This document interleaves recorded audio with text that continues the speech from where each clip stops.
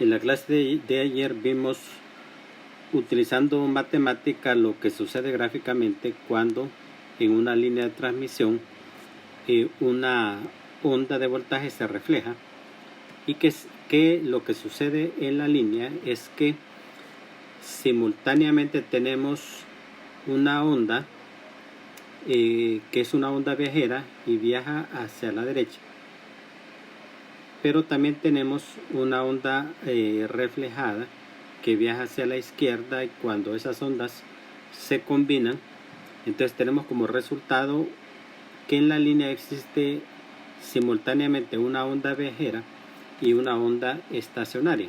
Hoy vamos a ver la parte matemática de ese análisis.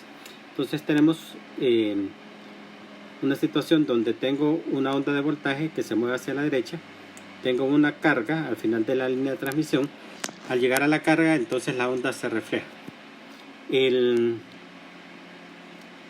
coeficiente de reflexión se define como ZL menos Z0 entre ZL más Z0, y este es un número complejo en general que va a tener una magnitud y un ángulo phi. La onda de voltaje usualmente es una onda sinusoidal viajera, cuya ecuación se escribe de esa forma en números reales, pero que nosotros para efectos de análisis la transformamos en una función exponencial compleja y que tiene esa forma que está ahí. La expresión fasorial de esa onda la logramos cuando se elimina el término e a la j omega. Entonces podemos decir que la forma de la onda incidente fasorial es esa, y igualmente la forma de la onda reflejada expresada fasorialmente va a ser esa. La diferencia, ¿verdad? Bueno, que las magnitudes son diferentes.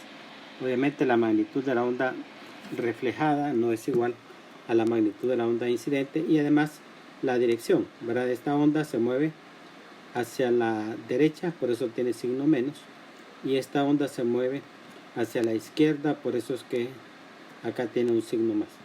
Y ya hemos visto que la magnitud compleja se expresa de esa forma, ¿verdad? Es la magnitud, y además la magnitud compleja incluye un ángulo de una constante de fase, tanto para la onda incidente como para la onda reflejada. Entonces el coeficiente de reflexión se define como la magnitud de la onda reflejada entre la magnitud de la onda incidente, y eso da como resultado un número complejo. Entonces, despejando de acá, yo puedo decir que el B sub 0R, o sea, la magnitud del voltaje reflejado, es el coeficiente de reflexión por la magnitud del voltaje incidente. Y si sustituyo ese B0R complejo en esta expresión de acá, entonces lo que me va a quedar es que el voltaje fasorial reflejado lo puedo expresar de esa manera, ¿va? Gamma B0I e a la J beta Z.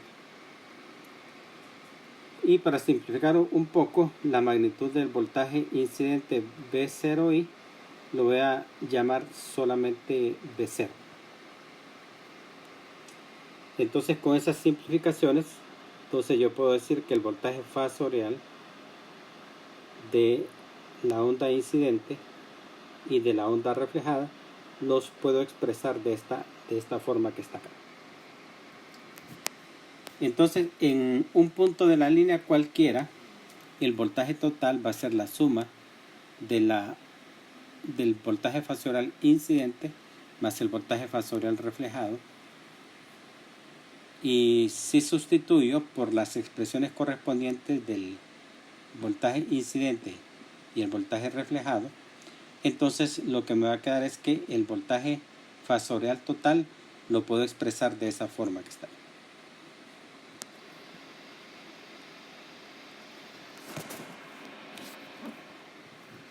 Si de esa expresión que tenemos acá yo factorizo el término b sub 0 que está en los dos lados, ¿verdad? Entonces lo saco acá y además voy a factorizar el término e a la j phi medios. Entonces en el primer término no tengo ningún e a la j phi medios, entonces para factorizarlo entonces coloco un e a la j menos phi medios, de tal manera que al sumar phi medios menos phi medios, eso me da 0. Me quedaría e a la 0, e a la 0 es 1 y corresponde con lo que tenemos en el primer término. En el segundo término sí tengo un término e a la j phi, entonces al factorizar phi medios me queda e a la j phi medios positivos, de tal forma que phi medios más phi medios es phi, ¿verdad? Que corresponde con lo que tengo acá. O sea que esta es entonces la factorización correcta de esos dos términos. Entonces dentro de los corchetes me queda esa expresión que está acá.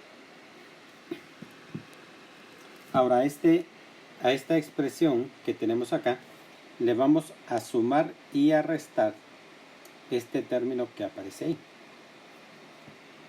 ¿Okay? Esta ecuación es la misma que teníamos anteriormente. Entonces a esta ecuación le vamos a sumar y restar este término que está acá. Primero lo vamos a restar, pero antes de restarlo voy a hacer la multiplicación aquí del e a la menos j beta z al interior de esta expresión. Entonces me va a quedar me queda esto, ¿verdad? Me queda e a la menos j beta z menos la magnitud de gamma por e a la menos j beta z, y luego a toda esta expresión que está acá le voy a factorizar el término e a la menos j phi medios. Entonces e a la j phi medios positivo, perdón, que es este que está acá, ¿verdad? Entonces igual que en el caso anterior, aquí tengo phi medios menos phi medios es 0, entonces me daría este término que está acá.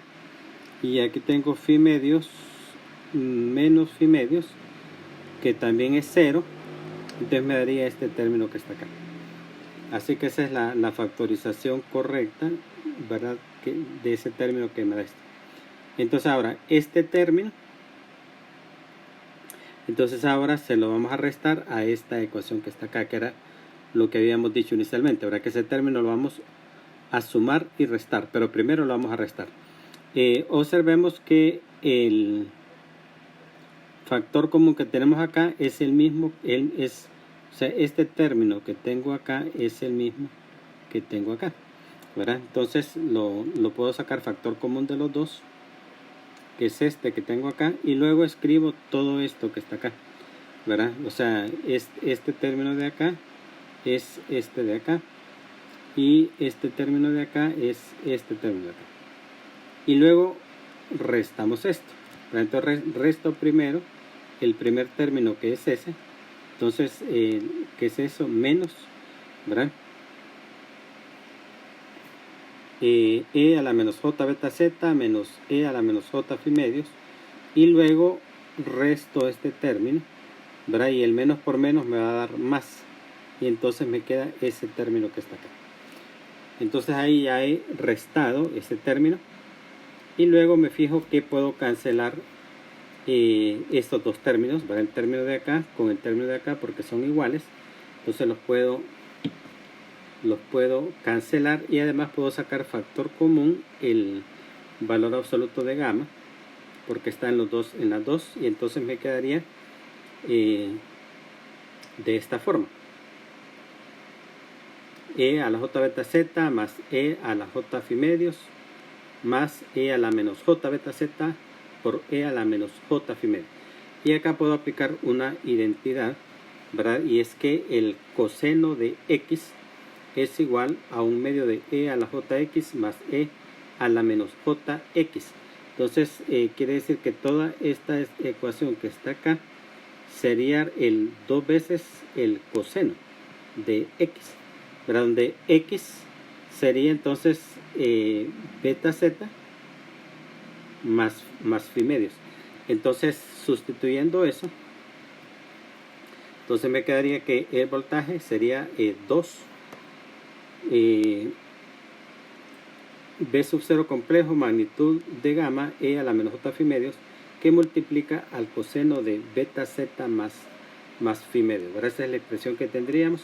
Entonces, al restarle este término que estaba acá, que era lo primero que íbamos a hacer, y ahora, entonces, como restamos este término, entonces también lo vamos a sumar, que es lo que hacemos acá. A la expresión anterior le sumamos eso y nos queda entonces que el voltaje fasorial total en cualquier punto de la onda es la suma de dos términos. Para este primer término que está acá más ese segundo término que está acá.